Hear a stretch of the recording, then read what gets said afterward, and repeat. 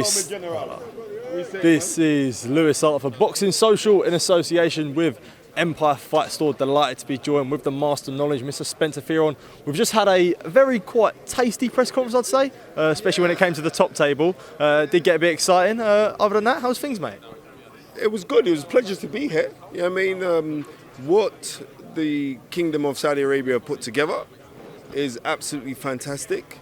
And I'm glad that they're bringing eyeballs to the country. And I think His Excellency Turki Al-Sheikh is doing a fantastic job of letting all of the promoters who all like to bitch and moan about each other, but when you're looking at the real bosses or when you're looking at that Arab money, that oil money, that heritage money that's gone back for hundreds of thousands of years, everybody just sits themselves down and be quiet.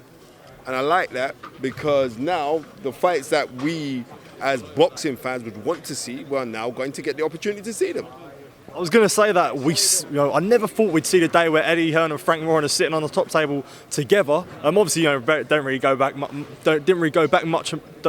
and forth much. A little bit, bit of tension. But is this a turning corner? Is this a turning point where we are all stronger together and Turki Al-Sheikh can show that and Saudi can show that? No, because we got to be realistic and say, like, end of the day, Turki Al-Sheikh, right, who is saying, right, he's the head of entertainment and sport of the country. He's saying, look, I want to see the best fights, right? I don't care about your little bitching and moaning that you guys are doing, right? Because you know what? Here's the bag. Boom. Make it happen. Shut up, right? So don't get twisted.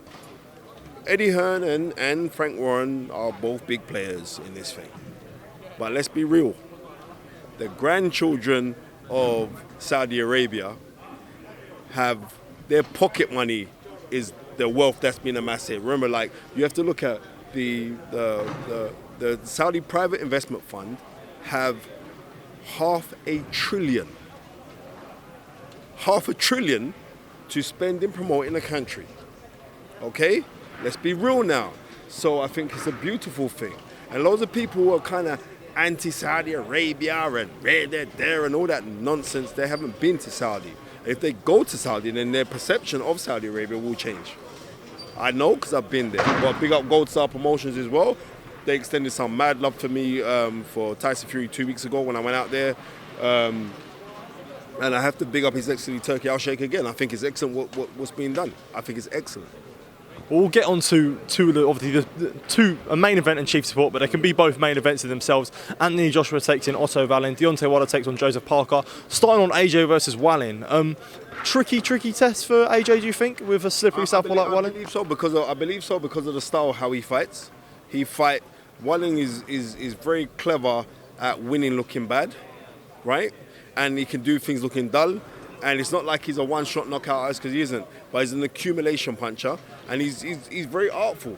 But I think AJ looked very tunnel-visioned, yeah? And I've never seen him look this edgy, so far away from a fight as well. So yeah, I would say that AJ's beat him twice in the amateurs as well. I watched both of those fights today. So I would say, like, AJ to win, but it's going to take him a few rounds to figure out stuff. But it would be excellent if AJ could go out and bang him out in 3 rounds. But I think Otto Wallin will fiddle him and go late. And also, there's a great measuring stick because Otto Wallin a few years ago did give Tyson Fury a run. You know what I mean? So call it as it is. Going on to Deontay Wilder versus Joseph Parker. If there's anyone that knows how to beat Deontay Wilder, it's the Andy Lee camp, the Fury camp. Obviously, Parker is immersed in that. So, is there Parker is a real live chance in this fight? Parker has a real live chance because of his experience. If you watch his last fight, how he performed in his last fight, he boxed really well. He boxed neat. He threw punches in bunches. But not only did he throw punches in bunches, he was very calculated. You know what I mean? And he was gauging range really good. He was pulling back really and throwing back the right hand, then coming back with the left hook. I was very impressed with Joseph Parker. He looked very focused. He looked very good. And that's why I think this is a good fight. But the thing about it is this, Joseph Parker was being offensive in that fight by coming forward. And as George Foreman said, you cannot follow a puncher. And you just got to be wary because with Joseph Parker, he could get lulled into a full sense of security while going in with Deontay Wilder. And we do look at, oh, well, if he just hits you once, then you're finished. I'm trying to tell you this. The 3 fights that Tyson Fury has had with Deontay Wilder has taken its toll on Tyson Fury. No one can't tell me that, because when we look through history and we look at fights throughout history, especially in the heavyweight division, the guys who win trilogies, in world title fights, usually come out worse off. Muhammad Ali, Riddick Bowe, history tells us this. So we shall see what toll that takes on Tyson Fury, but also we've got to say, like, Joseph Parker has to be very, very careful in this fight to be on it 110% right throughout the fight.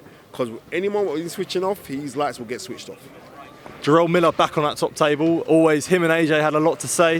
He always has a lot to say. What do you make of Miller back in the world level of boxing after failing the drug test against AJ all them years ago? Well, the thing about it is this. My friend Ben Dowie, he said to me he said to me the other day about Jarrell Miller.